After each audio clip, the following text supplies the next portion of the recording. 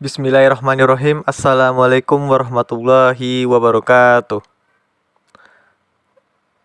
Baiklah, hari ini saya akan mempresentasikan perilaku anti korupsi yang disusun oleh saya sendiri, yaitu Habsyah Hakim.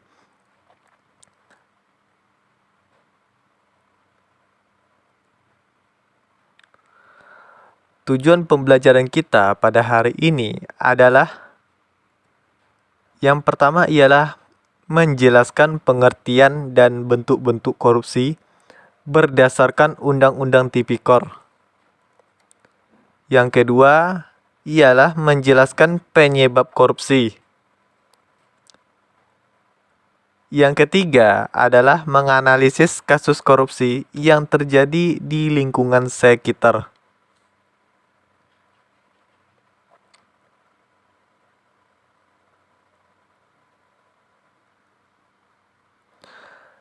Pengertian korupsi.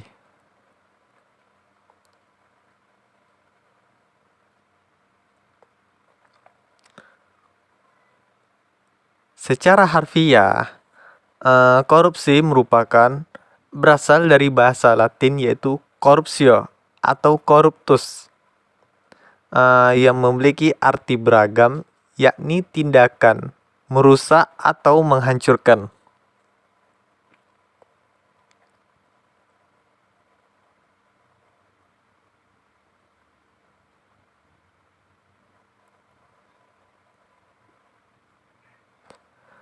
Menurut Kamus Besar Bahasa Indonesia, dalam arti kata KBBI, kalau disingkat, korupsi adalah penyelewengan atau penyalahgunaan uang negara, perusahaan, organisasi, yayasan, dan sebagainya untuk keuntungan pribadi ataupun orang lain.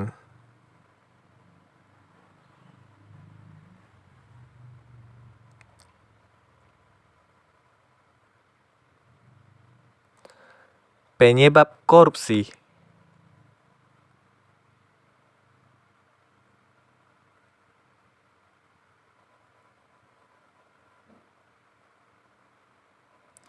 Ada beberapa faktor penyebab korupsi.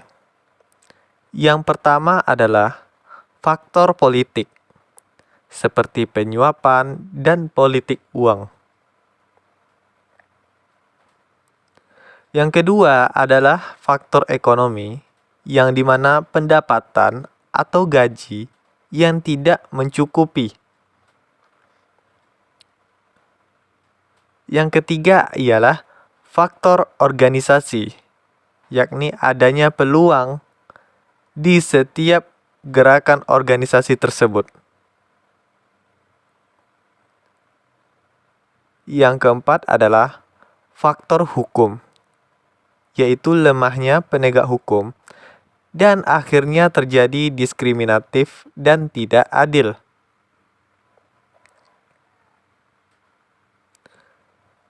Oke, kita lanjut, yakni jenis-jenis korupsi.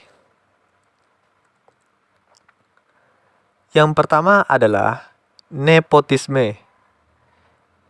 Nepotisme merupakan posisi dan kedudukan hanya diisi oleh keluarga demi kepentingan umum. Kita bisa melihat gambar yang di samping merupakan yang pertama adalah mantan bupati, yaitu diisi oleh suami, dan kedua adalah bupati sekarang yang diisi oleh istri.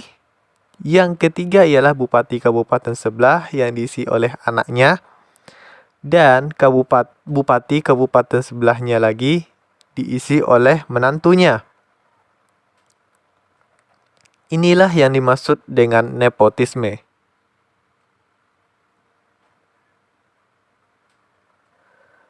Penggelapan dan pemalsuan.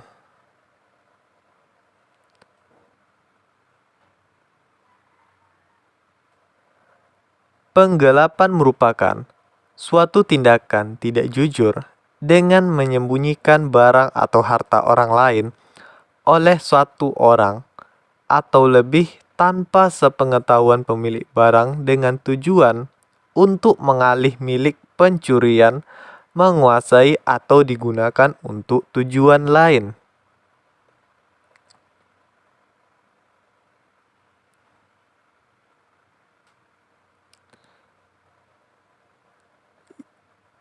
Selanjutnya ialah tindak pidana pemalsuan uang rupiah.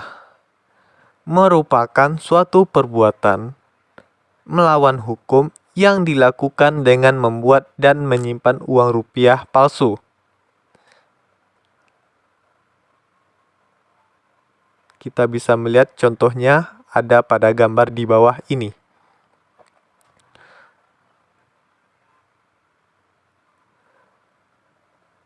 Yang keempat ialah penyuapan dan kelima ialah pemerasan. Penyuapan atau suap saja adalah tindakan memberikan uang dan barang atau bentuk lain dari pembalasan dari pemberi suap kepada penerima suap yang dilakukan untuk mengubah sikap penerima atas kepentingan atau minat pemberi, walaupun sikap tersebut berlawanan dengan penerima. Yang keenam ialah pemerasan. Memaksa orang menyerahkan barang atau uang dan sebagainya dengan ancaman, antara lain membuka rahasia yang dapat memburukkan namanya di muka umum.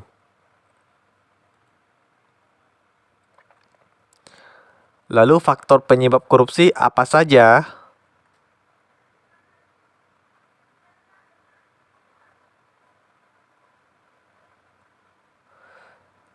Yaitu faktor internal.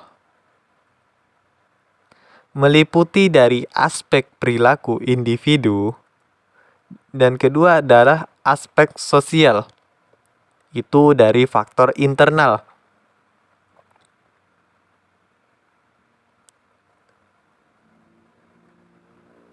Yang kedua adalah faktor eksternal, yang dimana terdiri dari 4 bagian.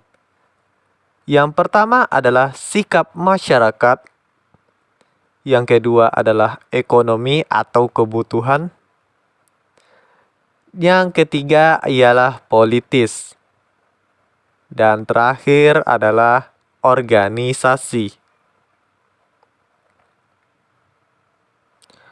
Contoh kasus korupsi yang ada pada sekarang ini adalah kasus suap proyek di Kalimantan Selatan yang dijerat Kadis PU.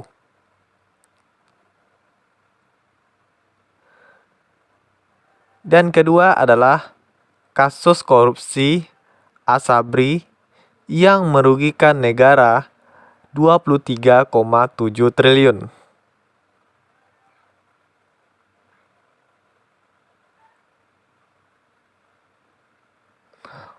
Oke, sekian dan terima kasih atas perhatiannya.